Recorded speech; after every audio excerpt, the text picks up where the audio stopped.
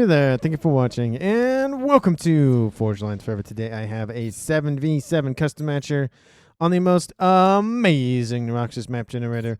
So let's go ahead and introduce our teams and our players, starting off with Team 1 in the southwest, ending with Team 2 in the northeast. Starting off in the southeastern position here in Tropical Ocean Blue, it is Seabird 1 going first lane as an Aeon. He is an 1100. Going counterclockwise here, we have Legend Lord 2 going first lane as a UEF. He is in Stitch Blue as a 1600. In Snow White is another UEF here. He is Sergeant Syphilis. Does not bode well here for that naming scheme. It just doesn't sound right. Going first land, he is a 1500. Going all the way to the northwest here in Regal Purple, it is Toka going first land. Another UEF here for Team 1. He is a 1700. In lightest red pink, we have a Zerus going as an Aeon. He is a 2100 going first land. The other pink player on Team 1 in Barbie Pink, it is Pavor going first land as another UEF here. He is a 2300, the highest ranked player on Team 1 and tied for the highest overall. And last but not least, in the Rigard Isle here for Team 1, it is Kenny Real Dad going first land as a UEF. He is in Batman Gray as a 1300. So for Team 1 side of the map, they have 5 UEF and 2 Aeon, which means Team 1 lacks Cybern and Seraphim technology. Starting up for Team 2 southeastern player in Rust, it is Nyx going first lane. He is a Cybern and he is a 1200. To his northwest, we have Lummy Sunrise going first lane. Another Cybern here for Team 2. He is a 1700 in Pac-Man Yellow. Deribus is to his west. He is in Chevy Crimson. He's going first land. He is a 1500 as a Seraphim. All the way here in the northwest, another Aeon here for Team 2. It is Amic War on You going first land. He is an Imperial Gray as an 1800. In Light Oak Tan, we have Dimitri 11 going first land as a Seraphim. He is a 1900. To his east in Orange Color Orange, we have the 2300 rated player of Steve McQueen going first land, second air. And he is the highest rated player on Team 2 and tied for the highest overall. And again, he is an Aeon. And last but not least here for Team 2 in Forest Green, the best color in all of Supreme Commanderdom. It is Mutulal going first land, second air as a Cybern as a 1300. So for Team 2 side of the map, they have 2 Aeon, 3 Cyberns, and 2 Seraphim, which means Team 2 lacks UEF technology. And as a reminder, Team 1 lacks Seraphim and Cybern technology. And with 14 players on the map, let's take a look at how much reclaim they have to scoop up. They have 17,000 reclaim, which is a little bit over 1,000 mass per player. And again, given that there's 14 players, being able to scoop up roughly 1,000 per is definitely beneficial. Of course, any mass is good to scoop up, but again, more the merrier for our players to jumpstart their ecos and get some facilities and mechs online. Let's take a look at Team 1 side of the map, being the southwestern corner. In terms of mechs layouts, there is a dual mechs up here on that upper plateau. I don't think it can. No, it can't be walked up to. It looked like it was, but it can't. Trimex position here, and another Trimex on an upper plateau that is connected. So we will see some fighting between those teams over there. I can call this a Trimex position. It's very thin, but it's definitely going to be a Trimex. A nice grouping of mexes in the middle. Definitely will go to one player. I definitely don't see one team grabbing this mex, one team grabbing that mex, and kind of just hanging out. And in the southeast, there's another Trimex here for, looks like Seabird going to grab. And, I mean, there's 4 mexes here, and 2 mexes here. Definitely going to be hard-pressed to see both teams split that evenly. It's going to be definitely one team grabbing at least the corner mexes, and then these 2 mexes will definitely go to one of each of the teams. And with that, I think that's everything. Let's go ahead and bring this game up back to 0 and see where our players are moving. And already at not even 2.5 minutes, players have already left their bases and going to the middle. We might see some early calm-on-calm action here between the Snow White player of Sergeant Syphilis and Deribus. They're both going for this reclaim. Kind of reminds me of the middle causeway for Setons. Just comms just going straight for it, just ignoring everything else. We do see the Imperial Grey player here of I Make War on You going for some reclaim here. Decent chunk of it there. We do see a gun upgrade already started here for Team 1's Toka. So he has taken the northwestern side of that approach, and I Make War on You has taken southeastern approach. We do see Azuros and Dimitri 11, going to assist their teams in that northwest corner. And calm on calm action has occurred. Sergeant Syphilis dispatching that engineer. Deribus brought that to assist with reclaim, and both well, at least not both, but Sergeant Syphilis says no. You cannot have the next engineer. No soup for you.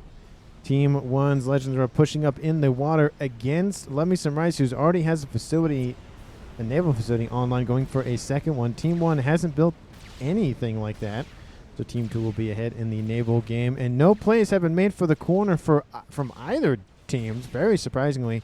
Looks like there is going to be some movement outbound from Team 2's Nyx. But we do see some movement from the comm of Kenny Real Dad, who was all the way back there going for this southeastern corner, going to get some nice mass online. But we do see some facilities going to be built here pretty soon by those Team 1 engineers from Sergeant Syphilis, so he's going to get his hand in the game. But it looks like it's going to be a 2v2 scenario here between Azuros, Dimitri 11, and I Make War on You. Azuros will be pushed back. Reclaiming efforts have been established here by Dimitri to dispatch this T1 land facility. Gun upgrade at almost a quarter of the way done here for Toka, kind of just sitting in the northwestern corner. Kind of be just annoying. Units can't really just skate on by, and we do see some movement orders change here for I Make War on You to adjust for that. And still looks like Sergeant Syphilis starting to push back Deribus. Deribus is a Seraphim commander, and he's lacking about 500 hit point differential between Sergeant Syphilis. Sergeant Syphilis sitting at about 9,700. Deribus sitting at about 8,600. So not a huge discrepancy right now, but we could see that go one way or the other. But it does look like Team 2 is going to be able to grab a nice position with 3 comms right here. So Team 1 is going to be outnumbered 3-2. Soon to be 4-2, excuse me. Steve McQueen coming in to assist as well. He has transport going to move. Doesn't look like there's really anything on there. It's actually like a really small ghetto gunship with only one little of those hunters. I think they're hunters. No, they're not hunters. What are those? Oh, shoot. What are they called? Flares. One of those flares on board. Team 2 in the southeast, we see Mutual going for a gun upgrade and Nyx going for some Mexes. The 2v1 scenario here in the southeast for Team 2. Looks like Team 2 focusing a little bit more on the comm action, while Team 1's focusing a little bit more on the expansionary efforts, getting their Team 1 facilities online. We do see Kenny Real Dad going for that as well, but we do see some forces diverted to the south to at least halt that progression here for Team 1. Facility is online here for Team 1, but we do see Ghetto Gunship going after the engineers, and a nice little Zuri running around getting some nice kills on those engineers as well. Speed upgrade has been started here for Zero, so he already has gun on board, and damage and range upgrade will now be finished for Toka. I don't think there's any comms with upgrades here for Team 2, so even though Team 2 has the numbers, they're going to be facing two gun comms and one bog standard commander. So realistically, it's really like a 4v4 if all comms were in range of one another. But I'm not even a 4v4, a 5v4, considering these comms would fire faster than these ones would be. We do see Syphilis moving in, going to get some more reclaim, trying to hold this position against Deribus, but Deribus just running back and forth, constantly keeping Sergeant Syphilis on his toes. Still, I think that's probably my favorite name in this cast so far. It's just thinking about that. Just nope. Anyway, focus on what's going on in the southeast. Kenny Real Dad forcing back those Mantis outbound from Nyx. He is a 1,300 facing a 1,200, so not really any mismatch in rankings there. I think both teams did a very good job. The host of the match did a very good job of balancing everything. 93%, 1671, 1657, and we're talking about everything from a 1,300 to a 2,300, and we're only talking about 14 points per player. That's really, really good, I might say. Well, I would say. Not I might say, I would say. But it does look like Team 1's Toka has pushed into this tri-column Positioning here for Steve McQueen. Steve McQueen just going to stand there and just shoot into the side of that comm of Toka. Toka focusing on taking out Dimitri. Dimitri's a 1900. Mech1U is an 1800, and Steve McQueen is a 2300. Toka trying to take out Dimitri, but Toka is going to be taken out, and Dimitri has fallen into the red. This could be a murder-suicide here for Team 1 and Team 2. There it is! Team 1's Toka trades for Team 2's Dimitri 11, and Steve McQueen takes a decent chunk of hit points. Damage to the chest, legs, arms, every part of him. Weren't you talking about that? What? Weren't you talking all that crap last game? Don't know what that is in reference to, but now it is a 6v6 at 8 minutes. Gun range coming online here for Seabird, trying to push back Mutulau's gun comm. We'll do a decent good job of that. Speed upgrade has already been completed, so now these Aurora will be able to fire at range, or are firing at range with the assistance of their commander. Seabird going for advanced range. So Team 2 is going to be outranged here pretty shortly, but it looks like Mutulau is already on a retreat order. And East Nix has his gun upgrade going for stealth. Might just go straight for Nano. T2 coming online here for Real Dad. He doesn't have gun on board, so that is an advantage for Team 2's Nix in the southeastern corner. T2 started here for Sergeant Syphilis, and gun has been started here for Darabus in the middle. Darabus has the positioning here. A couple of boats in the water, 3 of them subs, 1 of them a frigate, so 1 of them able to target land units, or in this case, air units, because air units are just sitting here for Darabus. That's not really a good look there, but they are interceptors, not an ASF, so not a huge issue there.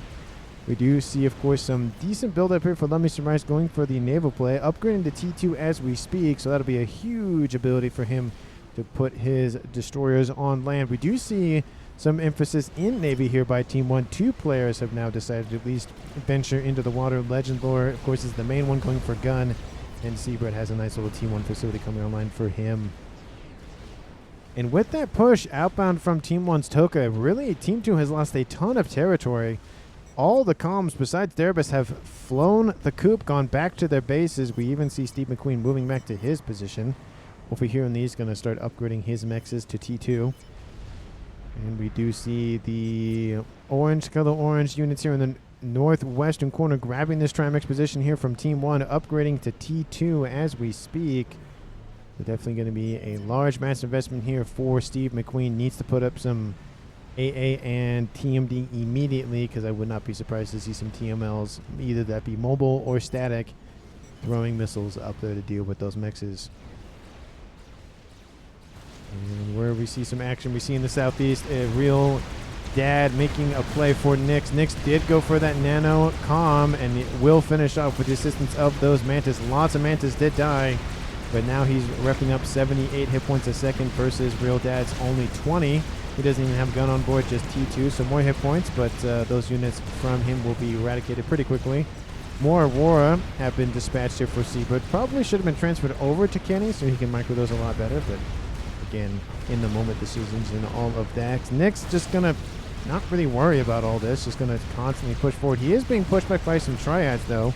Kenny is trying to PD creep him, which he's doing a pretty good job of doing that. Has dropped Nix into the yellow, but again, 84 hit points a second regen, definitely going to take a while to chew through those hit points, especially as the efficiency for that comm grows and grows. In the west, Mutulau is starting to be a 2v1 here between Legend Lore and Seabird. This could be a nice little kill here, but it does look like Mutulau is just going to run straight into Legend Lore's commander. Legend Lore at 6,300, and Mutulau falling very quickly. Sub 2,500, he is dead in the water, especially with that advanced range commander on board. And that is a sniper, and Team 1's Legend Lore drops barely into the red, goes back into the yellow, and Team 2 will face another casualty here at 11 minutes. Now a 5v6 in favor of Team 1. Darabus pushing back in the middle, though. Counter target Syphilis, commander. And Syphilis has gun online. Sergeant has T2. So Team 1 focusing a little bit more on the PD and beefiness of their commanders. Team 2 focusing a little bit more on their guns. I mean, it is UEF, so that does make sense. But at least going for the Zampab would definitely assist with dealing with Team 2's comms. But as we've seen, Team 1 has done a very good job of either pushing them back or actually killing those comms off. Shield coming online here for Azuros. He doesn't have advanced range online, but he does have speed and the first upgrade, so he'll definitely be able to tank a couple more shots. Positioning has been stable for the time being, but engineers have been dropped off by, I think that is Azuros dropping those off. The pink players, what's nice and what's not nice is they are sort of next to each other, so it does make it a little bit easier to track. And the only players on both teams that share colors is going to be the gray player of I Make War on You and the dark gray player of Canning Real Dead, but they're on opposite sides of the map, so it makes it very easy to keep track of where is what. But I do appreciate, again, when players / teams coordinate colors, I really, really do appreciate it, because it allows me to be like, oh, Team 2 has all orange, Team 1 has all pink, and it makes it easier to be keeping track of that. T2 units break on through. Blaze is trying to make their way past this gun comm of Azuros. Azuros actually stops his shield upgrade. It's going to definitely annoy him. That Blaze trying to get on through. Take out the radar. That would definitely be a good thing to take out, but unfortunately those pillars are nearby and will kill off that last Blaze. Interceptors and ASFs are online here for Team 2's orange, the color orange player of Steve McQueen, and some gunships online here for the air player of Pavor as well, with both players going into that T3 tech stage and already producing some gunships to harass Steve McQueen, which would explain why he sent those ASFs over. But Team 1 will have air control. Dominance isn't really a thing 13 minutes in, because we're talking about maybe 8 or 9 units right now in terms of ASF. 7 so far for Pavor, and I think Steve McQueen only has like 2. Yep, has 2. So, I mean, the differences in power isn't really that noticeable. It's only when we get to 25, 30 minutes that it really starts to take shape. Destroyer is online here for Team 2's Love Me Some Rice. And Legendlord also has some destroyers. Would love to see some cruisers online next to go for those spamming of the missiles from the UEF cruisers. Such a good unit, those cruisers. Just very much annoy anything on the land side of things for defenders. It's just, again, infinite missiles is kind of nice, to be fair. Torpedo now coming online here for Lumpy Some Rice in the water. Going to try to be a little bit aggressive. His head actually is sticking out of the water, so Team 1 could see him. They don't see him right now, but they could see him if he was, they had some vision on him. Or even some radar, actually. This radar I don't think is far enough to see him. No, it is far enough. Should see him, but I guess he's technically still in the water? His head is definitely above water. I don't know how that really... I don't exactly know how that works. I don't know if he has to officially be on land or not. But he should be at least radar signature at a minimum. Gunships pushing in against Deribus' position, going after the AA that was spammed up. Deribus will be the third casualty here for Team 2. ASF's protecting this position quite heavily. And there he goes. Team 2 loses another player, and it's now a 6v4 in favor of Team 1. And again, I will warn Team 1. Obviously, this game has already happened, so they can't really heed my warning. But killing off multiple comms pretty early in the game, especially with full share or even partial share, is very dangerous, because that gives a lot more eco into less hands, essentially meaning that those players can jumpstart their ecos a lot quicker. They can get to all T3 mexes. They can get to, experimentals, all that a lot faster, because they have more mass available to them. Illustrated by the fact that Pavor is sitting at 200 mass income, while his opponent of Steve McQueen is at 300 mass income. So we should see a switch where Team 2 gaining air control at a minimum. We see some interceptors also going after the gunships. Looks like they tried to go after Nyx. Nyx was retreating a little bit anyways, and those ASFs come in and mop up the rest of those gunships. So we do see Team 1 has losing his air control. But again, very early on, it's not really that much of a concern. It's nice to have, but it isn't absolutely necessary to win the game having air control at 15 minutes, for example. We have some pseudo-naval units online here for Team 1. Sergeant Syphilis going after those destroyers. There are a decent amount of destroyers and a nice cruiser online here. Those Riptides don't do a lot of damage, but they are very, very annoying to deal with. And as you can see, they just don't do the damage against naval units to really make it not necessarily worth it, but it's just annoying, essentially. They're just kind of like little flies buzzing around the destroyers' heads. They're constantly, going back and forth trying to target those destroyers. Destroyers from the Seraphim faction cannot fire 180 degrees backwards, so they can't fire in this direction. They can only fire, I think the angle is something like this. I think it's like 270 or something, that the angle they can actually hit. It's kind of like, what's his name from Naruto, who had that weak point at the very, very back of his skull. Oh, I can't remember his name. Shoot, he'll come. The name will come to me at some point. It's been a long time since I watched Naruto, so. And it was in the first. It was Naruto, not Shippuden. So I can't remember his name. Anyway, in the Northwest, T2 versus T2. We even see some Harbingers actually outbound here from Giant facing off against some Pillars. We'll definitely give it to him. Not only does he have the Ilshis, which are the best T2 unit in the game, in my opinion, just due to the fact that they are, again, labeled as a T2.5, and it looks like they're walking backwards because, you know, their arms are stretched backward and their legs bend the other way. Or at least it looks like they have knees and looks like they're walking backwards. But anyway, we do see a lot of Triads online here for Team 1's Zeros, targeting them from the high ground. Very nice move here from him, using his terrain to his advantage, getting some AA online. Love this move here from Azuros. And he's constantly harassing Giant. He does have some issues to deal with some Harbingers over here.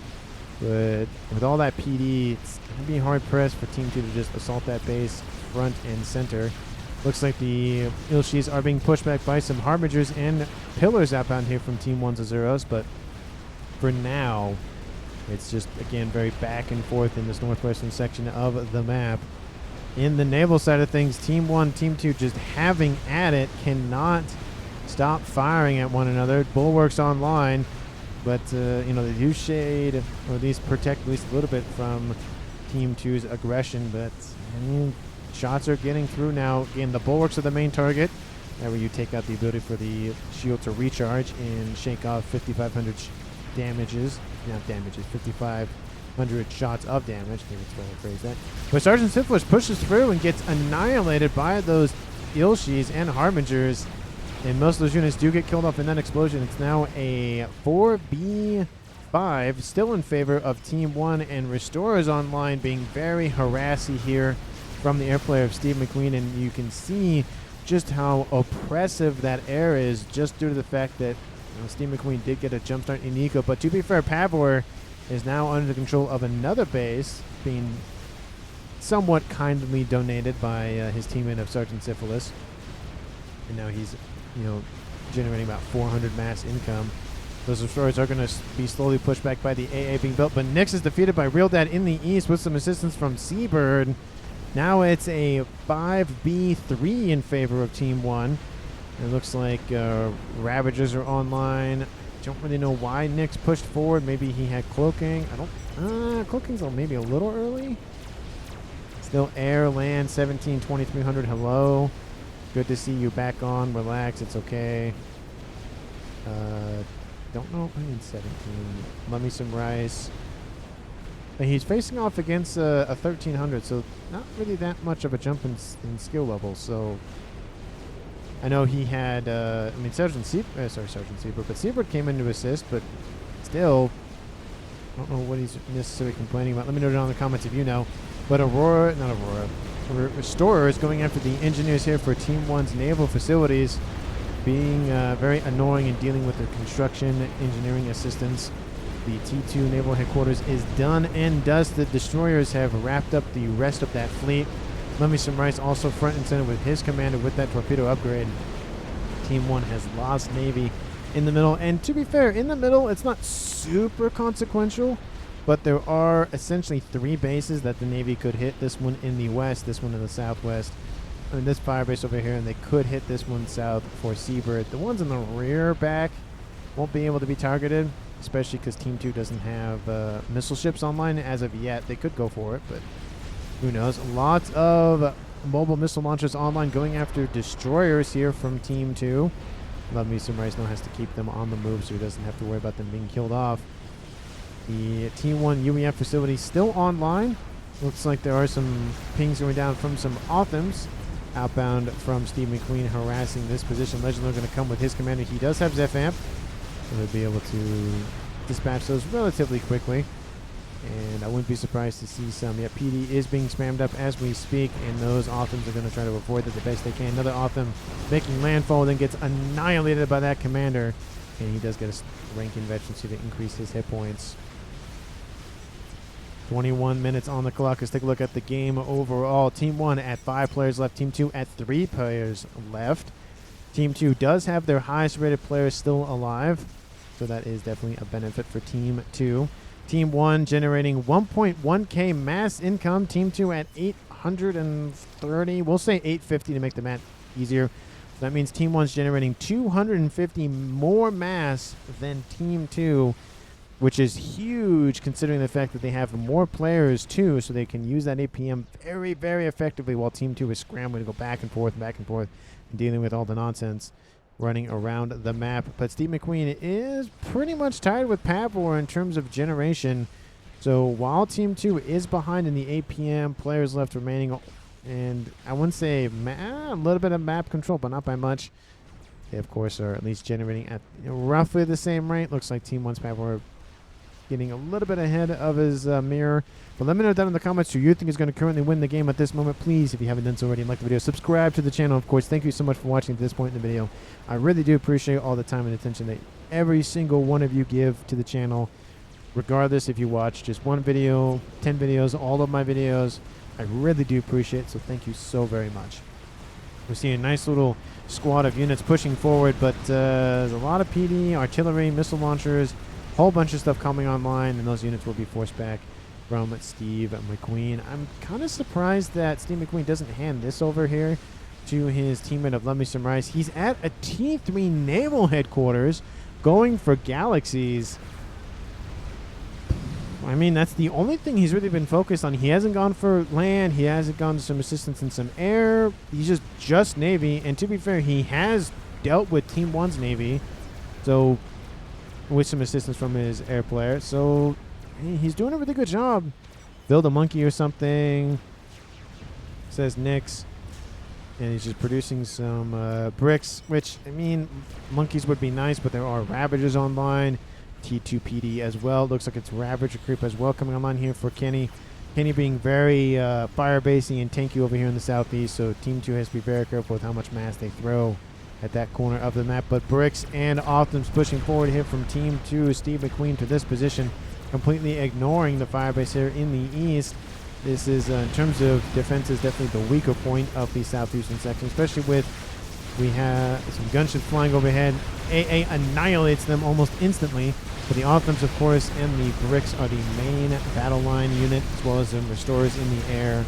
And there's really nothing that this base could have done to withstand this amount of push. And there's really nothing that Team 1 has, besides PD in the east, that can really force this group of units back. Decent amount of gunships online, but of course the AA on both. Oh, the restorers left. Actually, they're over here. The restorer AA definitely is something to be worrisome about for Team 1. So again, very careful with how much he pushes in, how quickly. But it does look like those groups of units just going to continue on forward. Is there anything in the base being built? T2 PD, T1 PD trying to be spammed up, trying to hold that push off, but it does look like Seabird is going to just feel it in the pocketbook here pretty shortly with all these units forming a nice little knife to cut on through. In the northeast, though, Team 1 is having a nice counterattack against I Make War on You, and he's being chased down by a Colossus. So I'm going to split this, and we can watch the destruction going on both sides of the map. And Team 2 losing an entire base so far, and going to probably lose the comm unless they can get some assistance. Restorers do come in and assist. There are some Corsairs as well trying to deal with that Colossus. A lot of PD has been spammed up, but of course there are Bricks and Othams online still to be able to blitz that down very, very quickly. And they've actually kind of split going in or around. Seabird's base has been annihilated. ASFs are inbound trying to take out those restorers. And the comm of I Make War on You still being chased down. Looks like the Colossus might be here for some T3 mexes, but Team 2 is suffering in the mass department now. Look at that. All that mass is gone. There's an army right behind them coming in to secure the position. I Make War on You turns around, sees the end in sight, overcharges. Doesn't really do a whole lot of damage to that Colossus, and he will make peace with his death. Give me a hug, war, says Zeros. And that is a kill for a Zeros, dropping this game now to a 5v2 in favor of Team 1. And Steve McQueen will inherit everything that I Make War on You has left, which, to be fair, is not a lot. And those restorers will be able to deal with that Colossus. That Colossus getting close to the air grid, though. T3 Mechs is under threat. Still in the yellow, about to drop in the red here pretty shortly. Hydrocarbon, not really the worst thing to lose. T3 P-Gen, that's annoying. Reclaims, being able to prevent the destruction, the AoE destruction. But the T3 air headquarters is the target, and it will be eliminated, unfortunately, here for the air player. So he'll be unable to produce any T3 air units for the time being. And the P-Gens are the target, getting some nice AoE explosions, taking out a chunk of that air grid. There's still more of it there, but still, that has got to hurt. And I think at this point, we can end the split. The attack in the south still commencing here for Team 2. Getting into the air grid here for Team 1, so it's just an air trade with, I think, Team 1 having the worst of it, just due to the fact that there's so many units online, and Team 1 was not prepared for this. And P-Gens, this must have been karma for building 26 GCs in the lake yesterday. Oh, I don't know about that. That would be a fun game to watch. Might have to try to go find that or something. That's very 26 GCs. That's a lot. Our play got 3 bases because Parvo killed 2. Nix is complaining about something, but there goes the air grid here for Team 1. T3 air headquarters is targeted by the bricks. We'll kill that off, and so now Pavor cannot produce any T3 units as well. Both teams' air players cannot produce air units, or at least T3 air units for the time being. That's a huge halting on the air production for the time being, and Team 2 still holds air control, if not dominance. And we do see some restorers targeting the column of Real Dad. He's going to be forced back here, but he is trying to force those destroyers back with some Ravagers, and is doing a pretty good job. Those things don't really move very quickly, and they are taken out. The Galaxy should be finished here for Team 2, and it has been. Actually, there's 2 of them now, and they're starting to shell this position. This move from Steve McQueen still is going. Look at this. It went from all the way over here, cut through Seabird's base, kind of ignored this position here for Kenny Real Dad, and is actually now going back. Why is it going back? Just PD? No? Oh, I guess the Colossus is right there. Team 2 Steve McQueen being very, very annoying to deal with. And the eco here for Pavor is in the 300. The Zeros is at 800? 500? Oh, that's probably reclaim related. But, man, it's just not really a good day here for Team 1, and also not a very good day here for Team 2.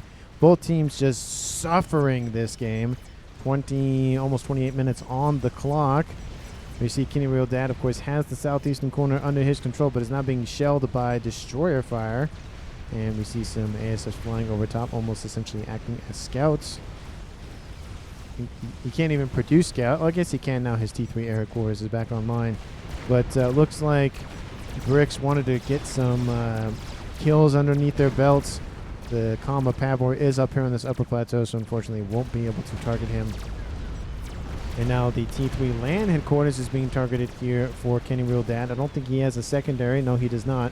But he will lose the ability to produce Percy's Titans and all of those units. Bricks, I mean, they do have a lot of hit points. Targeting the T3 Mechs is really just chopping at the bit to just take out all of the eco. Take out the engineers building the PD. Take out the PD. Do something about that, because, again, shoot at the things that shoot at you first and then kill everything else. That's why I make the point of target the AA if you bring in gunships or bombers or whatever, so you don't have to deal with it. Legend Lord pushing forward, trying to take out a Barracuda, but Barracuda is just pummeling him with missiles, with torpedoes. And there should be torpedoes on board those Galaxies as well. Galaxies just shelling Legend Lord's position as well. Team 1 has a huge hole. Team 2, of course, also has a huge hole to deal with in the north. And the Zero still pushing on this northwestern side. Hasn't gone after the corner once again, but it looks like he's bombing some sniper bots currently. Muchalao saying, "You've got the HQ, it's good enough." And yes, it is. So Team 1's Kenny Real Dad loses T3 land. They've lost T3 air for the time being. The air grid is devastated here. Kenny Real Dad now over here in the southeast. Probably will just switch one of these to the T3 land headquarters. Maybe he'll just switch this one over. and call it a day. And Legend Lord just going to push in, but of course there are torpedoes on board those Galaxy-class battleships, and it looks like this might just be, I don't know if it's a suicide play or not, but I don't really know what he's doing. Legend Lord probably thinking the game is over, so he's just going to get some nice little AoE explosion before he bites the dust. But he has nothing to his name. 11 mass income here for him. And there he goes. Control K's on top of those Galaxy classes. Doesn't really do a lot of damage to them, unfortunately, here. And now it is a 4v2, still in favor of Team 1. And really the game has shaken up a decent amount since my little conversation about who is going to win the game. It's kind of tied. Team 1, again, still generating more mass than Team 2. And Team 2 still has, again, that huge hole to deal with in the northwest. But Team 1 doesn't have an air grid for the time being. And not really doing well over here. The 4 Galaxy-class destroyers. Battleships online, definitely something to target for Team 1. They need to really go after them. Galaxy's in a small pond. But it's just, they're doing a very good job. This is how much they can take out in terms of their range. So even if they sit on the shoreline, they can take out they might be able to hit Azuros' base over here, but maybe just barely. I don't think so, but maybe just barely. I don't know. Ravager just constantly firing at the wreck here. Gonna kill that off. That's his... no mass for you. Speaking of mass, how much mass is currently still on the map? A lot of it has been killed off. 250,000 mass, enough to build anything in the game. And a lot of it is where I would expect it to be in the main bases for both teams. I wouldn't be surprised to see somebody maybe go for artillery donut under construction here for Steve McQueen. That's almost done. It's in the green. We see lots of restorers just holding position over here. Team 2 probably should move in against these engineers from Azuros to prevent any reclaim. And I still don't know what this is about, where if a experimental, whether it's, or even artillery, is under construction and a player dies, it just explodes and just leaves all of its mass. Very weird. I don't know why that is, because I've seen it a few times. I don't know if that's like a partial setting, partial like share mechanic or something, because like the units transfer over, the bases transfer over, everything. So I don't know if that's a thing or not. I don't really know. Let me know in the comments. I mentioned it before. It's just very weird. See, Kenny, this is a naval. See, Kenny, this is a naval map. I mean, kind of. He's like, no, this is a Ravager map. I wouldn't say that. I mean, there are nice sight lines, but I don't really know about the Ravager thing. And there's a lot of Ravagers down here, but not really a whole lot anywhere else that I've noticed. Azuros building a huge army here in the northwest. Lots of mobile shields. Love to see it. Would probably like to see probably a little more Harbingers. He's going for a lot of AA because of, well, the Restorers that are online. We do see a decent amount of Corsairs as well. So a lot of firepower from the skies coming into play, as well as the Tsar. Kenny, how many Ravagers you want to build? Yes, all of them. Yep, that is definitely the response to that. How many do you want to build? And that is all of them. And it doesn't look like there's more the Galaxies have multiplied. There are now 5 of them, with a decent amount of cruisers backing them up to be able to attack on some nearby ground units. So much reclaim, says Nix. I mean, I've seen more. Obviously, I've seen 1 million mass. That's a lot of AA, says Mutalel. Yes, that is a lot of AA, as I mentioned. Now being augmented by a Colossus. He is too tall to be shielded, at least entirely. Do love the Percy inclusion here by Azuros, which there was, I'd say, as many Percys as there were the Harbingers, or just flip the numbers. That'd be a better arrangement in terms of how many Percys to how many Harbingers. That, again, little bias there, but and I recognize that bias, but still, Percy's definitely the best unit, especially if you're going after experimentals. Percy's all day, every day. I mean, you cannot have a land, in my opinion, you cannot have a perfect land army without having some Percys mixed in. This position here for Team 2, Steve McQueen still online, has a T3 air facility pumping out some Restorers. Very interesting. Bombers are now being called for to deal with some engineers, but the AA on both those restores are saying, no, can't do that. GC gets pinged by Mechs. Looks like he's talking about this one actually down here. And the artillery from those galaxies are able to target the facilities here for Seabird. And yeah, that is definitely in range. Obviously because they can hit it just barely. Almost everything is in range. But cannot hit a Zeros' base just barely. But there is a monkey online here for Love Me Some Rice. Use the water to bring it over to this side of the map. Colossus has been called for to deal with that. He'll be very, very happy with that trade. A monkey for Colossus, because the Colossus will win that fight every day of the week one-on-one, especially with the range on board the Colossus. The monkey will take out a decent chunk of its hit points though, but again, like I said, will not kill it off. The Colossus is going to try to stop it in its tracks. The pigeons are the main target. Kills a nearby Harbinger that was walking by.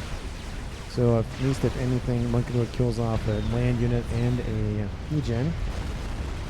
Now we see a Fat Boy online here for Team 1's Fat Boy. Don't know if that's going to help against those Galaxy-class battleships, but it might be something. Crab trying to push forward, doing a very good job attacking at range. Ravagers can still hit it, but of course a couple shots and those Ravagers are dead.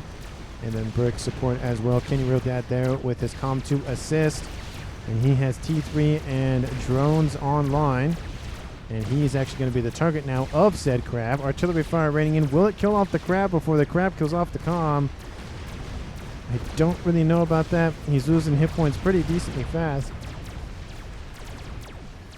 Oh, this might be it. The Crab needs to push forward just a little bit. Bricks are chasing him. Will the Comm get away? I don't know about this. Kenny Real Dad might be vacated from the premises, unfortunately. It looks like the artillery has been dealt with. Will this last artillery shell kill off the Crab? Yes, it does. Oh, that was very close. Had that artillery not killed off the Crab, that probably would have been curtains for that Comm. He dropped below 6,000 hit points. And the reclaim is getting pinged here, probably by Team 1, most likely, if not Team 2. I mean, there's only two options. I have a 50-50 shot. That land army has now pushed. That is, Azuros, that is huge. That is just, how much nonsense do you have on screen right now? You have 15 Perseus, 55 Harbingers. Again, those numbers should be switched in my opinion. 154 Ascendants and 64 shields with 4 Colossi. Again, the Colossus could just be built. No, there's one right there being built. So I think 3 of them are online. One of them is being built as we speak. Yep, there's one right there. And that land army is pushing in. Team 2 has 3 Colossus of their own and a decent amount of Authams. PD is being targeted now. And there is the donut. The donut cannot go over there. It would be one-tapped by all of that AA. That is a ton of AA. But there's also a lot of Restorers online for Restorers. Corsairs and Restorers. Don't know where they went. Oh, they're over here. He's sitting at 4 Tort Bombers, because why not? 22 Corsairs, 30 ASF, 100 Restorers, and 12 ASFs bingo on fuel. So he's going for heavy Restorers. And again, they have decent AA, so they're able to fight ASFs pretty well. And the orange plague has started to crest the shoreline and starting to reclaim everything that Team 1 has on this side of the map. Ping's going down. Scathis is being built by Team 1's air player Pavor. He didn't really get back into the air game, very surprisingly. Essentially just gave it over to Team 2. Probably a mistake there. And that army is pushing in. Corsairs targeting the Colossi. A lot of AA just eviscerates all those Corsairs flying over top. No second passes for those folks. And Monkey comes in. Colossus are retreating, but they are regrouping. 5 versus 3, and there's a decent amount of T3 Harbingers and Perseus online. All those units need to group in. So much AA. That is so much. That is so much AA. Literally just blocking out the skies with all that flag. Look at that line of flag just in the air. Just do. I am surprised there's not a lot of, well, not bouncers. What are they called? Redeemers. Redeemers online. But Azuros has been defeated by Steve McQueen by the donut, it looks like. And, ouch, that is, that's going to hurt. That donut will not reach that Scathis. And AA is most likely being built as we speak. Some of it has been built. And here comes that Restore Ball inbound, taking out a bunch of bombers on the ground. AA from all over trying to target those Restorers.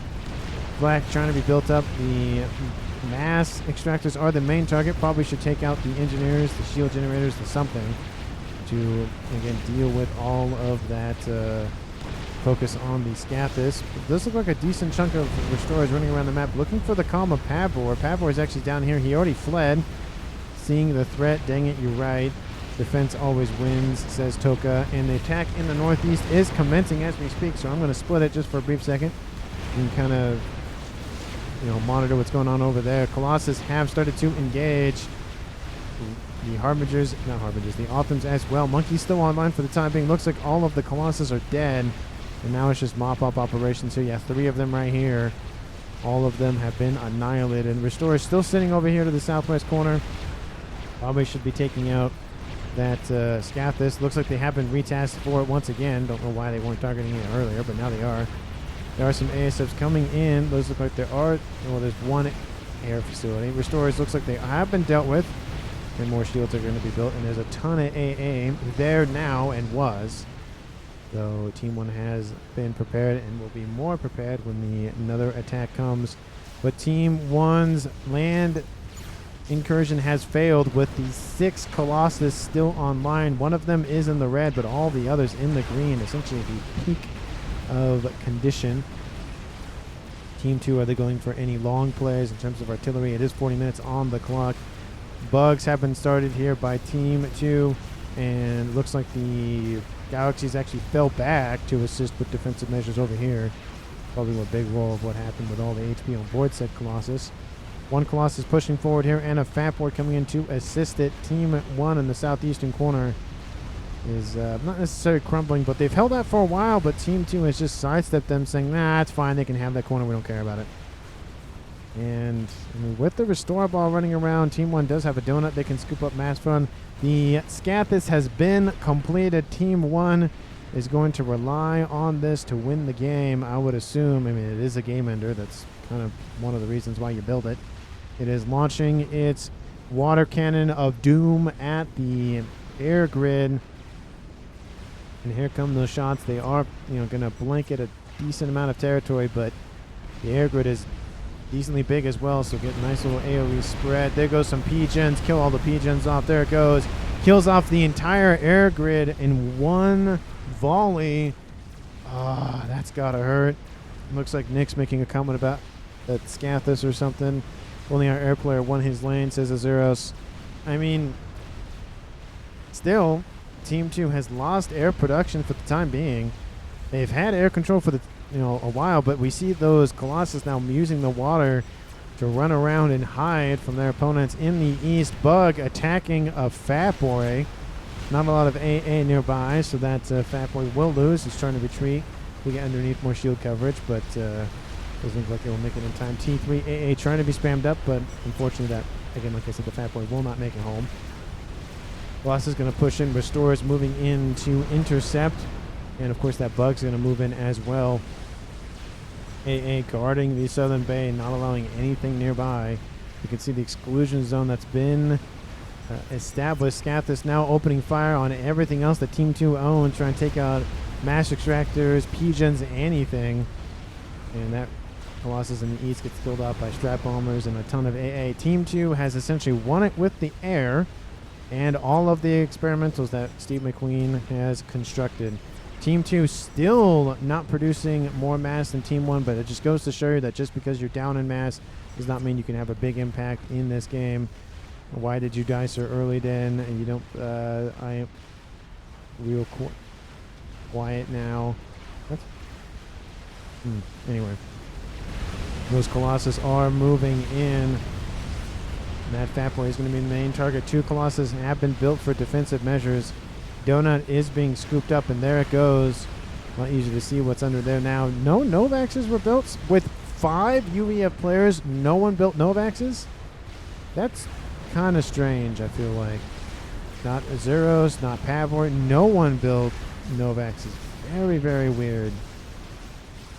Mass fabs are being built in the southeastern corner, but I don't know if that will matter. Colossus are bearing down Team 1's door. Game Ender was built. The weaker of the Colossus have been targeted, but we can see that Team 2 is knocking on Team 1's doorstep. Here comes that wave. It is inbound. And will it be enough to break this position? I think so. Especially because the weaker of the 6 Colossi are still alive. And the shields have been targeted. Ravagers being spammed up as quickly as they can be. Colossus going to try to stand strong. Colossus over here has now been destroyed. Second Colossus is down. Bug and another Colossus is inbound. Autumn's to the north. And there goes that Bug moving in. Scathis firing once again. Looks like the first of the 2 defensive Colossi are down. Second one is about to fall. Ravagers are annihilated. The Bug will be killed off, unfortunately, for Team 2, but again, it was more of just trying to deal with the shields and AA and defenses and all that. And there comes the Colossus targeting the Scathis. There it is, the destruction of the Scathis. And now it's going to be either mop-up operations or the Colossus will die.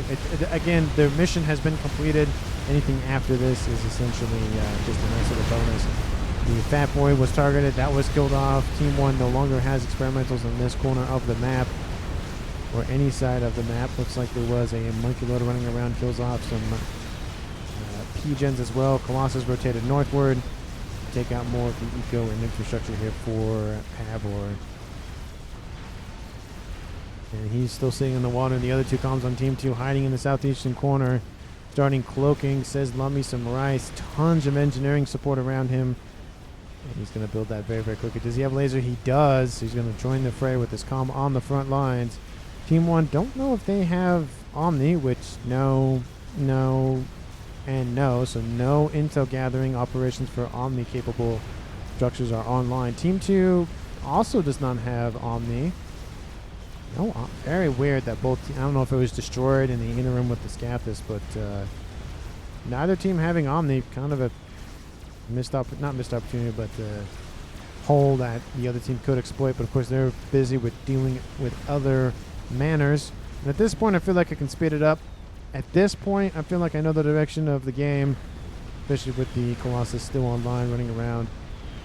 ASF going to come in and try to deal with all the bombers. This Colossus will die.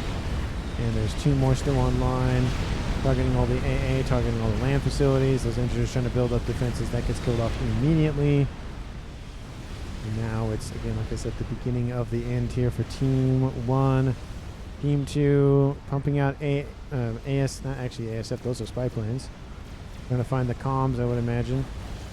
And still, love me some rice in the middle of the map, just hanging out. Has another experimental. This time it is a Monkey Lord. And it's just pumping. Is he still pumping out galaxies? No, he's pumping out Plan Bs. This is a naval map now. Going for the nuclear missile option of the Plan B. Team 1 didn't build the nuke. Team 2 is going to build a mobile nuke at some point. Has to be loaded, but at least they have the ship to house the nuke. And now the southeastern corner is starting to be encroached on here by Team 2. Northwestern side of Team 1's main bases have been annihilated. There's a little bit more up here, but it's really not that much. We win this, says Pavor. Yeah, that's optimistic to say the least. I mean, when Team 2 essentially owns, I'd say 70-something% of the map, and now still Team 2 is not producing more mass than Team 1's. Team 1 is still producing more mass than Team 2. We do see a nice little monkey lord in here going after some engineering preset commanders. Target the P-gens, target the ability for Team 1 to produce units and structures and all of that. The gating in Quantum Gateway has been annihilated, and now the T2 land headquarters is going to be decimated. T3 air headquarters should be targeted next. Not allow Team 1 to build any more air. And there it goes. Seabird has joined his teammate of Pavor in this little pond in the south. Calm says, love me some rice here, says Nyx. The comm of love me some rice running around enemy territory trying to find the comm. Oh, that's where he was last. He's actually on hold fire, I would assume. Yeah, he's on hold fire.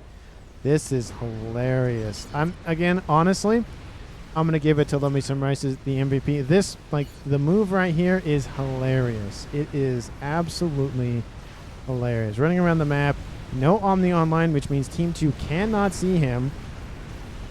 Tort Bomber's over top. Can't really do much, but does look like Love Me Some Rice does see the combo of Real Dad, and we'll see it in real time. I'll slow it down. Love Me Some Rice should be able to open fire here now. Is he gonna? There he goes. Targets the Pigeon, gets some AoE damage. Ravager opening fire. Kenny Real Dad will be assassinated here by Love Me Some Rice. And there he goes. Is he gonna go to hold fire once again? And that is now a 2v2 game tied back up. Team 1, this is what they can see. Looks like the Ravager fire was targeting him directly. Those mass FAFs have been annihilated. And there it goes here for Team 1 in that southeastern corner. The 2 remaining comms on Team 1 are hiding together. Artillery fire?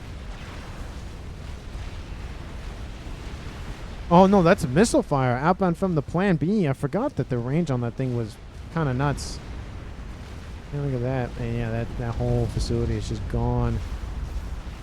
And Team 1 trying to push back on this eastern side, but even if they get all the way to, let's say, the T3 air headquarters, it doesn't matter. The amount of infrastructure that Team 2 still has online is more than enough.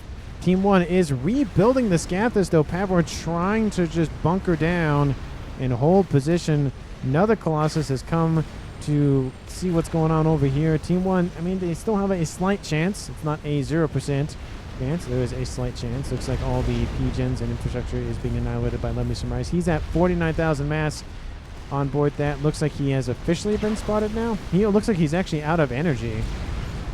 Yeah, he's running out of energy to actually run that cloaking. Oh, he's trying to bob and weave. He needs to get his eco back online. It's not really looking good. 56,000, almost 57,000 mass killed. Ravager's opening fire. Percy's opening fire. That's not a good sign. And there he goes. Team 1 kills off the Naval player of Team 2, and it is now a 2v1. Pavor and Seabird. Essentially, it's at this point it's Pavor versus Steve McQueen with Seabird still alive. And looks like Pigeons are targeted as well by that Plan B. Hasn't loaded a nuclear missile yet, but it does look like Team 2 is pushing back once again. I'm gonna not reset it, but put it back to 2 speed, or +2 speed, to see what's going on a little bit easier, because it's kind of slow a little bit. There is some, of course, back and forth going on here on this eastern side, but honestly, these are really isolated troops over here. There's no support. There's no hope of reinforcements. The attack on the northwest is bearing down on Pavor's doorstep. He doesn't have any shields online, but the Scathis is going to be rebuilt once again unless Team 2 snipes it right before it's constructed. And those galaxies cannot hit anything else. At this point, you might just want to control K them. Is this loading a nuke? And I don't think it is. And again, pings go down saying, hey, there is a Scathis over there. Is this loading a nuke? 99%. Says Mutual, and yes, it will be constructed. There it is. The second Scathis has been constructed by Team 1, and P-gens / shield generators are the main objective here for Team 1 to hold fast. At this point, you just got to play assassination game, target the comm. Do they know where the comm is? No, they do not. They're going after the facilities over here to the east. Will they get a stray shot on that commander? No, he's going to be fine for the time being. Go in the water, says Mutulau. Water. That's a little bit of a walk, to be fair. And let me summarize, to be fair, where is Pavor Com? He does get pinged. Team 2 now knows where they are. Restorers are inbound. Mercy's online. Very interesting.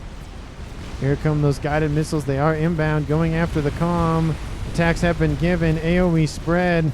Doesn't really do a whole lot, unfortunately, because that's the range of the AoE.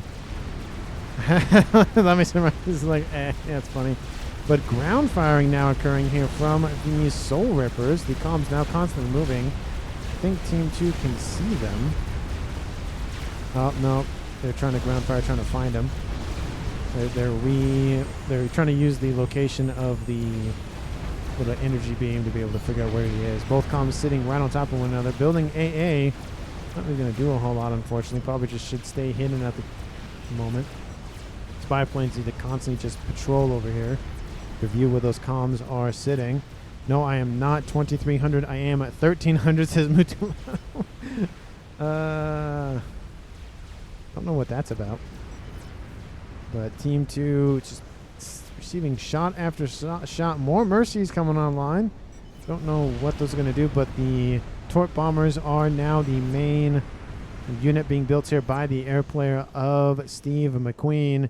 He is now finally producing more mass than Team 1. Team 1 has 260 mass income, and they have a Scathis. That is very funny. So Team 1 has a game ender. They're completely isolated and cornered. Team 2 has essentially the run of the place. The one on the mass extractor up there.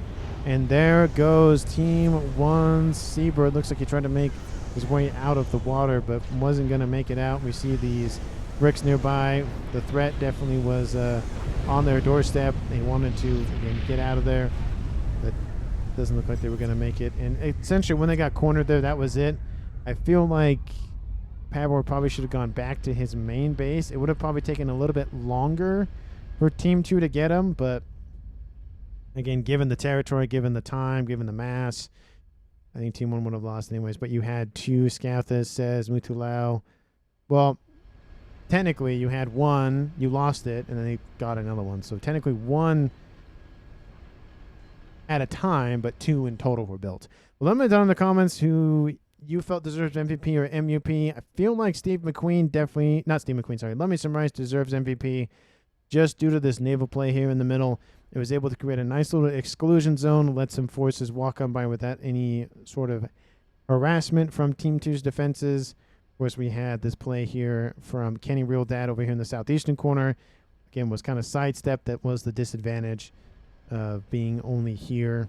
And it was kind of, again, really hard to split the difference because there were these mountain, hillock, whatever you want to call these things in the middle to make it kind of difficult to have a central fire base.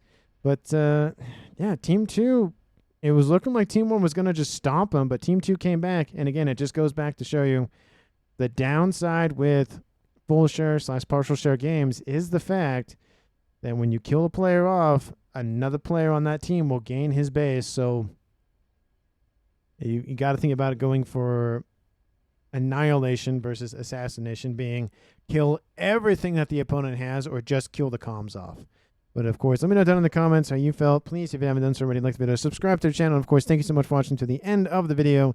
Please share this video with anyone, everyone, and especially your pets. And I will see all of you in the next one.